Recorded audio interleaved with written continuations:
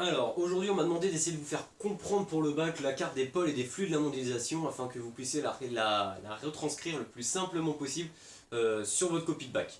Alors, comme vous pouvez le voir, c'est un schéma qui est assez compliqué à comprendre et pour ça, donc, il va vous falloir un peu connaître votre cours de géo, ça va être obligatoire, ainsi qu'un peu de votre cours de SES, c'est toujours bénéfique. Tout simplement parce que le cours vous permet de faire le schéma et le schéma vous permet de comprendre le cours. Il faut voir ça comme ça. Alors, la première partie de la légende, donc ça va être tout ce qui sera des pôles inégaux dans la mondialisation.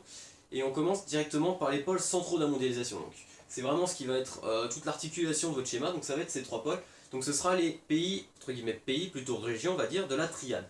Donc, vous avez tout ce qui va être au niveau de l'Europe, vous aurez tout ce qui est au niveau de l'Amérique du Nord, et vous en aurez également dans l'Asie de l'Est. Alors, c'est vraiment ces trois pôles-là les plus importants, par là où transite le plus de marchandises, par là où transite le plus de capitaux, par là où transite quasiment toute la mondialisation.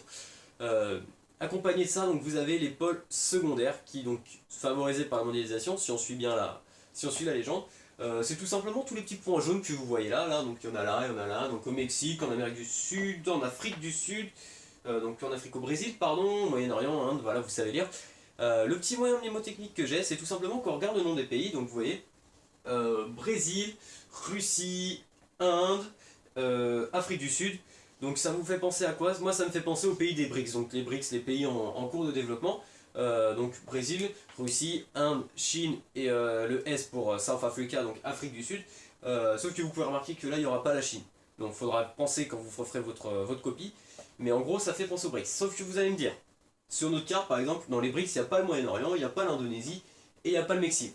Alors là pour ça on va utiliser le terme anglais. Donc BRICSAM, ils appellent ça, donc Brésil, Russie, Inde, Chine, le S pour South et le A pour Africa, donc South Africa, et le M pour rajouter le Mexique dedans. Sauf que nous, le M, on va l'utiliser deux fois pour le Moyen-Orient, donc vous pouvez dire Brixamo si ça vous plaît, ou Brixam pour le Mexique, donc M Mexique, M Moyen-Orient, et pour par exemple donc l'Indonésie, bah, tout simplement Brixam, vous mettez deux I à la suite pour Inde et Indonésie, ou BRIC, I, Indo, vous inventez votre acronyme si vous voulez. Moi j'en ai pas qui me viennent en tête, mais BRICSAM, voilà, c'est l'acronyme de base pour comprendre tout ça. Donc après, vous suffit juste de connaître un peu la carte du monde, hein, allez pas me placer la Russie au Brésil, ça sert à rien. Et à mon avis, c'est pas comme ça que vous aurez une bonne note. Ensuite, là, pour la prochaine étape de votre schéma, il va vous falloir donc placer les villes mondiales, les hypercentres de la mondialisation, comme ils appellent ça. Donc ça, il va vraiment falloir faire appel à vos connaissances. Donc il y en a quelques-unes qui sont un peu basiques, si on peut dire ça. Donc au niveau de la mondialisation, si vous avez un peu de culture géographique depuis normalement assez longtemps, vous saurez que New York, que Londres et Paris, c'est des villes quand même assez importantes. Mais par exemple Mumbai, vous n'allez pas beaucoup en parler, Singapour, pas trop, Shanghai, Tokyo et Los Angeles, on va pas trop en parler. Donc ça va vraiment falloir faire un travail de connaissance personnelle, hein. Même si vous allez voir que pour la prochaine Los Angeles par exemple, elle va pouvoir être incorporée plus facilement dans votre tête. Car tout simplement, tous les éléments sont reliés, ils ne sont pas juste là pour faire plaisir, généralement ils sont reliés à quelque chose d'autre. Et là en l'occurrence, quand on regarde la légende, et ben vous verrez que la prochaine légende, c'est les principales façades maritimes et tout ce qui va être hub portuaire. Alors bizarrement, la légende fait les choses comme ça, mais si on regarde où ils sont, et ben il y en a un à Los Angeles, ici, il y en a un à New York, il y en a un entre Londres et Paris, donc dans tout ce qui va être, j'appelle ça moi le bassin européen, donc il y en aura un dans tout ce qui est bassin européen, donc vous avez le Havre et tout ce qui va avec. Le seul qui n'a pas vraiment de hub portuaire, c'est Mumbai. Il y en a un, mais bon, c'est pas vraiment un hub mondial, si on peut appeler ça comme ça. Donc, il faudra penser à Mumbai, il faudra pas l'oublier. Bon, vous penserez que généralement, à chaque fois qu'il y a un rond jaune à part en Russie et au Brésil et en Afrique du Sud, pardon, généralement, il n'y a pas trop de noms, même au Moyen-Orient. Il y en a également à Singapour, il y en a un à Shanghai et il y en a un autre qui est un peu plus caché que vous verrez difficilement qui se trouve à Tokyo. Voilà, donc il y a encore du travail de connaissance, mais pensez déjà qu'un hub maritime, ça se trouve généralement au bord des mers, autour de la mer, et ça suit à peu près la ligne avec les grandes villes de la triade. Alors ensuite, on passe vraiment à la deuxième partie de notre légende. Donc ça va être tout simplement les flux. Si ça peut vous aider, voilà, donc vous avez les pôles qui sont là, les flux et la mondialisation. Ça peut vous aider à comprendre un peu votre légende et votre ordre de la légende. Alors, le premier flux, on va pas trop s'attarder dessus, c'est vraiment les flux majeurs de marchandises, de capitaux, d'informations et d'hommes. C'est le premier flux qui nous saute aux yeux, c'est vraiment les flèches. Voilà, les flèches ça correspond au flux, c'est les trois flèches qui sont là. Je pense que j'ai pas besoin de m'élargir dessus, vous saurez où les placer. Ce qui nous porte le plus problème, c'est les petites flèches, les flèches roses, les flèches marron et les flèches vertes. Ça, c'est vraiment les flèches les plus compliquées à comprendre.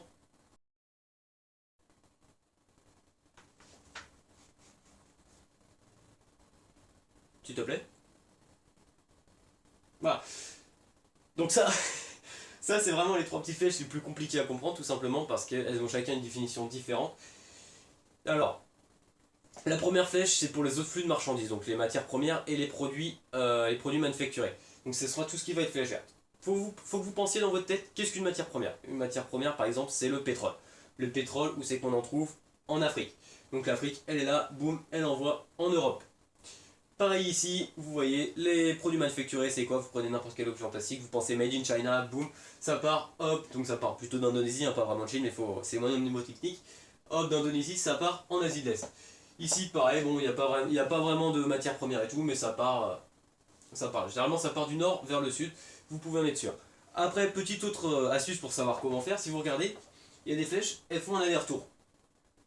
Donc là, c'est simple, dans toute la partie nord, ça va être des flèches qui font des allers-retours, et dans la partie sud, ça va être de l'aller simple. Voilà, donc c'est simple. Il y a juste cette petite flèche là qu'il faudra penser, donc si vous avez une autre carte qui n'est pas vraiment un peu distorsionnée comme ça, distorsionnée je crois, donc voilà, donc normalement vous imaginez que la Chine elle va être plutôt là, donc elle va faire partie des pays du sud. Il faudra le penser comme ça. Ensuite, vous avez donc les autres flèches qui sont les flux de capitaux, donc les IDE, donc les investissements directs à l'étranger, les aides au développement et les transferts financiers. Alors qu'est-ce qu'un IDE? Un IDE, c'est une firme transnationale, donc une grosse entreprise, qui va investir à l'étranger, donc par exemple pour acheter une filiale. Donc voilà, investissement direct à l'étranger, donc généralement ça va des pays riches vers les pays pauvres, il faut le voir comme ça. Et il y a également les aides au développement, donc pareil, pays riches vers pays pauvres. Le truc facile avec ça, c'est qu'il y en a 3. Vous avez combien de pôles de la triade? Vous en avez 3. Chaque pôle de la triade envoie ça dans son pays du sud, entre guillemets, à lui, si on peut dire ça comme ça. Donc par exemple, l'Asie de l'Est, elle va envoyer en Indonésie, pareil. L'Europe, elle va envoyer en Afrique. Et l'Amérique du Nord, elle va envoyer en Amérique du Sud. Faut pas partir plus loin que ça suffit juste des petites cartes, des petites flèches comme ça, faut se dire les riches vers les pauvres, le plus proche de lui. Vous pensez comme ça, c'est plié. Et ensuite, on a les autres flux humains, donc tout ce qui va être la main-d'œuvre non qualifiée et les réfugiés. Donc pareil, un réfugié, qu'est-ce que ça cherche à faire? Généralement, un réfugié, ça vient des pays pauvres. Pays pauvres vers les pays riches. Donc là, c'est un peu l'inverse. Donc vous avez donc en Afrique, ça part vers l'Europe et ça part aussi vers le Moyen-Orient. Donc vous pensez toujours vers le plus proche, entre guillemets. Donc là, par exemple, le plus proche des pôles, donc central ou secondaire. Donc voilà. Vous en avez également, donc en Amérique du Sud, ils sont pas trop embêtés, hein, ils vivent leur vie dans leurs montagnes.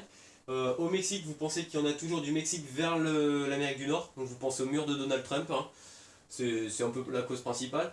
Pareil en Chine, souvenez-vous que c'est un pays du Sud, donc hop, ça veut aller en Amérique du Nord, et pensez que la Terre est ronde, donc ça va toujours au plus proche. Et il y a juste pour l'Inde, voilà, juste pour l'Inde où il y a un petit piège, c'est que tout simplement, généralement, ils viennent en Europe.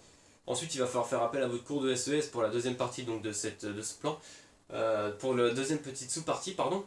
Donc les organisations d'intégration régionale qui encadrent la mondialisation. Pardon. Donc là, ça va être tout ce qui va être schéma de Bella Bellassa, donc avec la zone de libre-échange, l'union politique et monétaire, enfin économique et avec la monnaie unique par exemple, des trucs comme ça. Donc le plus simple que vous connaissez, c'est l'Union Européenne. Ensuite, vous avez donc l'ASEAN, vous avez l'ALENA ici et le Mercosur ici. Voilà, donc c'est juste les 4 à connaître, les principaux qui existent. Ça, c'est des cultures personnelles. Voilà, donc vous imaginez également qu'il y en a un ou 4 coins du monde, sauf en Afrique. Généralement, l'Afrique, ils sont toujours un peu à l'écart. Et ensuite, c'est plié. Pour la dernière petite partie, donc ça va être toutes les organisations internationales qui encouragent et qui régulent la mondialisation. Donc pour ça, il n'y en a que 2. Vous avez le Fonds monétaire international, donc le FMI, et vous avez également l'Organisation mondiale du commerce, donc l'OMC. Le petit moyen technique pour savoir où les placer, tout simplement le FMI, ça me fait penser moi en tout cas à Dominique Strauss-Kahn. Dominique Strauss-Kahn, où c'est qu'il s'est fait choper pour ses histoires? C'est à New York, donc vous le placez à New York. L'OMC, on a cherché, entre guillemets, hein, c'est encore une histoire que j'invente, mais on a cherché un endroit où placer quelque chose pour ce qui peut, en cas de conflit, se poser en tant que médiateur. Moi je pense à l'expression être comme la Suisse, hop, dans un conflit, toi tu prends part à nulle part, et moi tu le places où? Tu le places en Suisse. À partir de là, c'est fini.